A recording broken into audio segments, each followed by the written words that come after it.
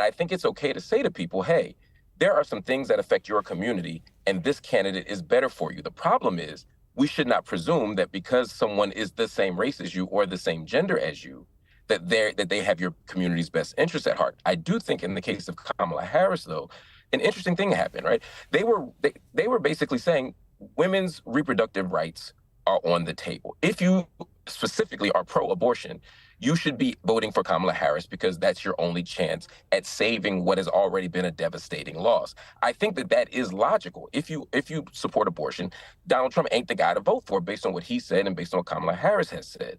I think, though, what we saw in America and what we always see in America is that white people in general, in terms of the majority, are not going to vote for a Democrat. No Democrat has gotten the majority of white voters since like LBJ. It's been decades.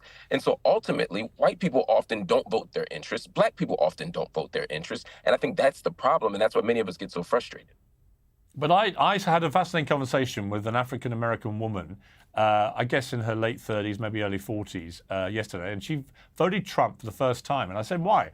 And she said, you know, it's interesting. So I grew up in a family where you just would automatically vote for a black presidential candidate if there was one, Barack Obama, and now Kamala Harris. And she said that was how my family were. And she said, and I decided this time that I didn't care about the fact she was a woman or that she was black.